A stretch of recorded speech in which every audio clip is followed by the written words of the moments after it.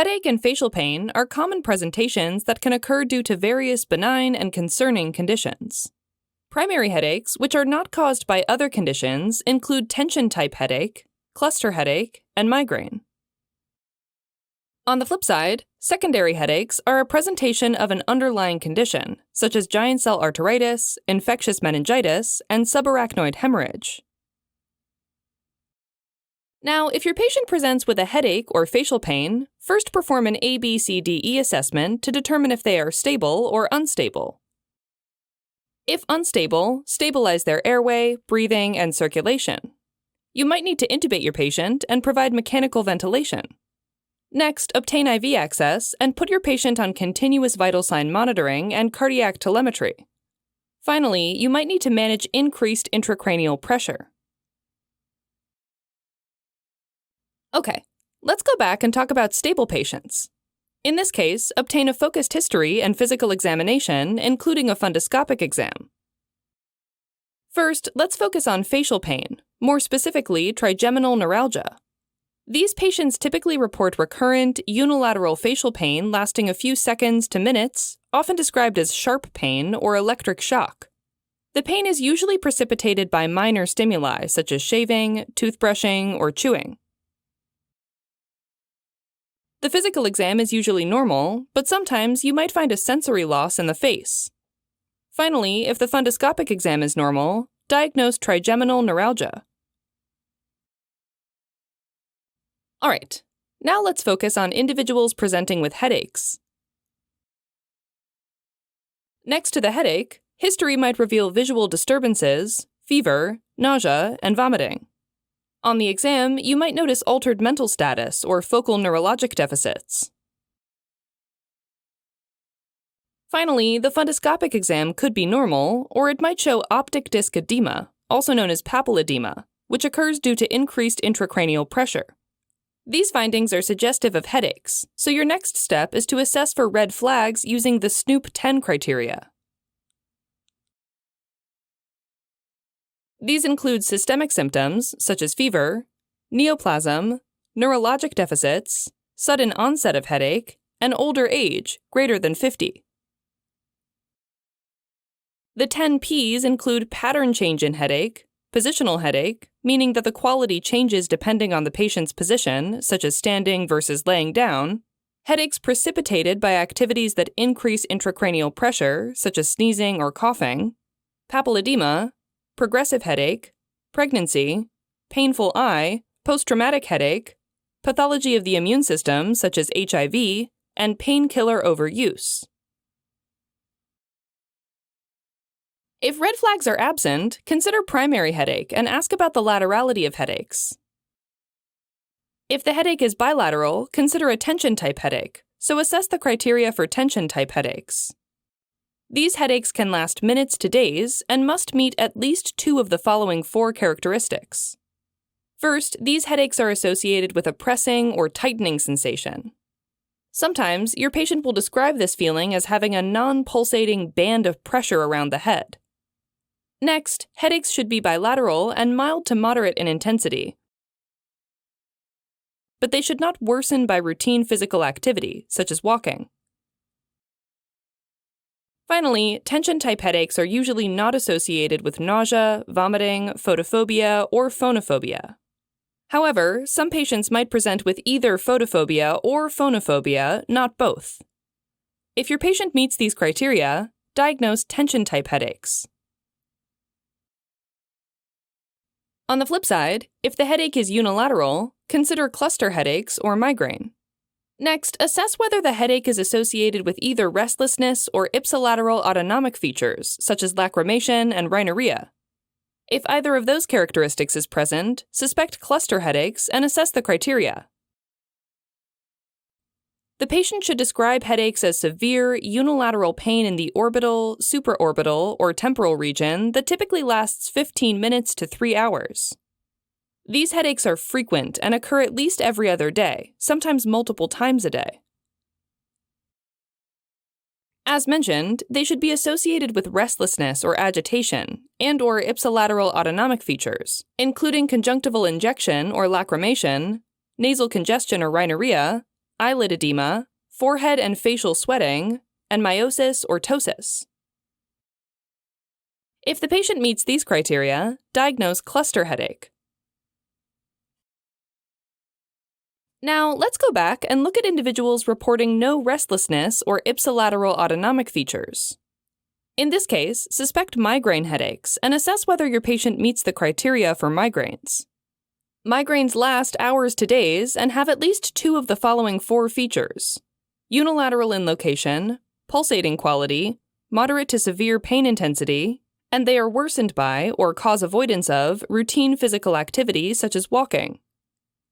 Finally, in contrast to tension-type headaches, migraines are associated with nausea, vomiting, photophobia, and phonophobia. If your patient meets the criteria, diagnose migraines.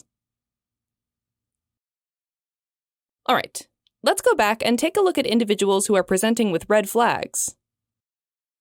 In this case, consider a secondary headache and obtain a head CT.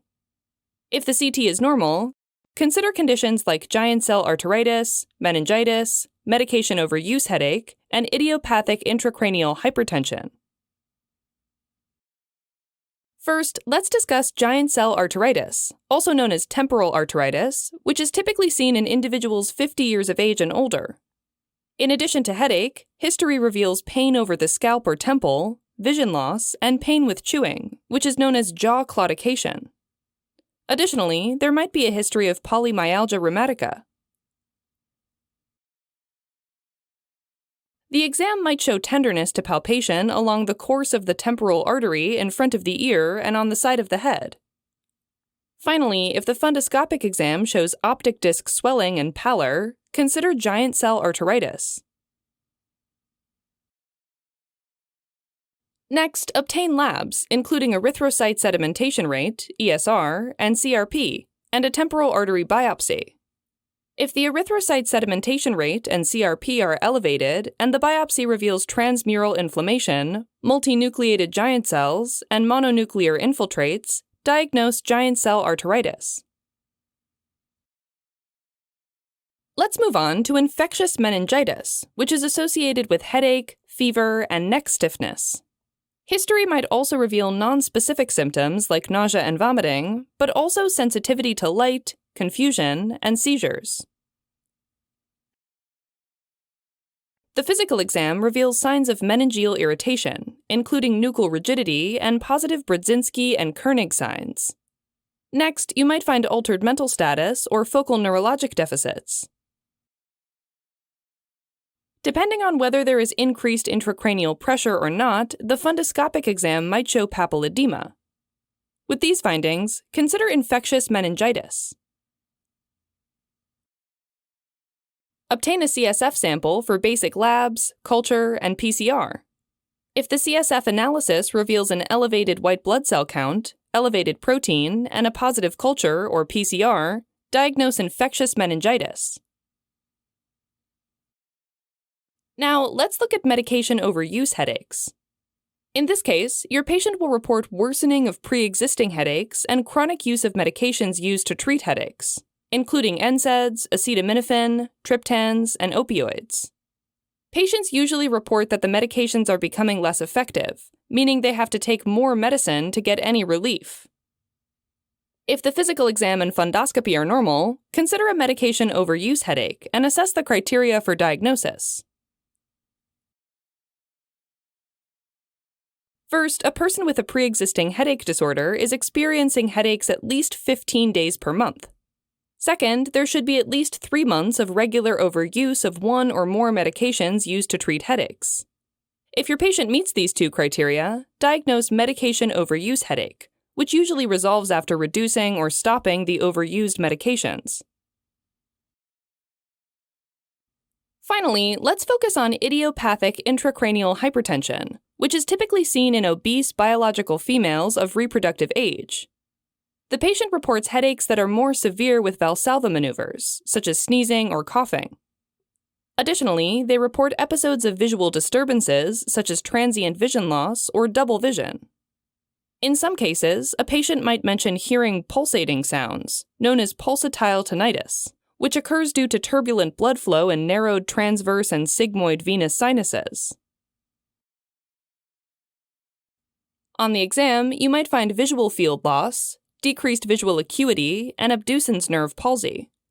For example, in a case of unilateral abducens nerve palsy, when the patient tries to look straight ahead, the affected eye will drift medially toward the nose, causing double vision.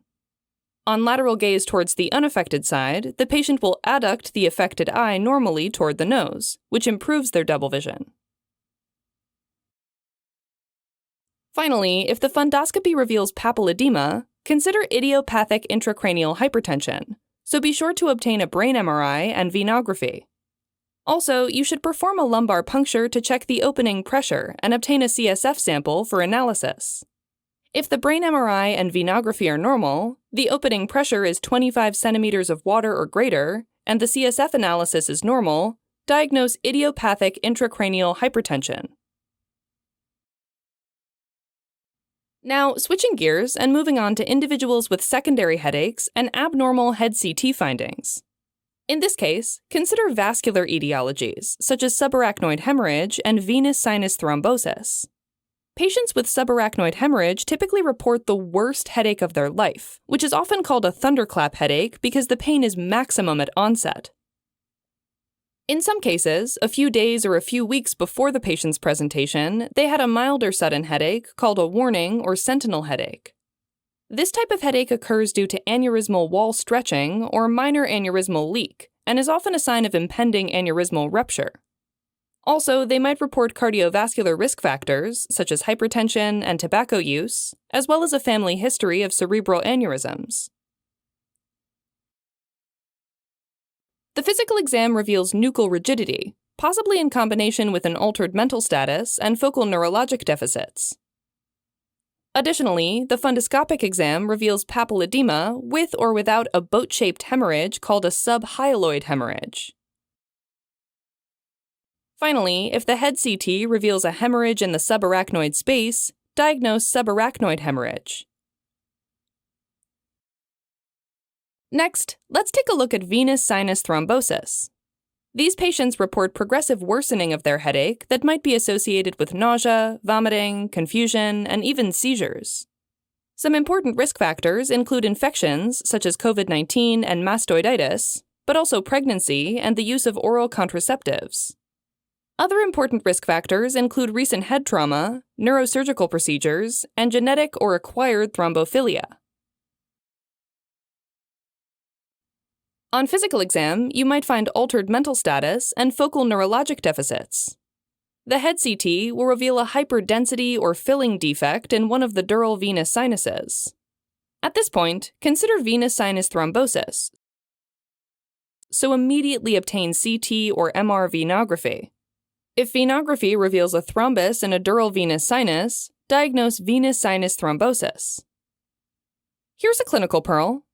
Patients with intracranial neoplasms or abscesses might also present with progressive headaches. Alright, as a quick recap, if the patient presents with facial pain, consider trigeminal neuralgia. However, if the patient presents with a headache, assess for red flags using the Snoop 10 criteria. If absent, think of primary headaches like tension-type headache and migraine. On the other hand, if red flags are present, obtain a head CT. If the head CT is normal, consider giant cell arteritis, meningitis, medication overuse headache, and idiopathic intracranial hypertension. However, if the head CT is abnormal, think subarachnoid hemorrhage or venous sinus thrombosis.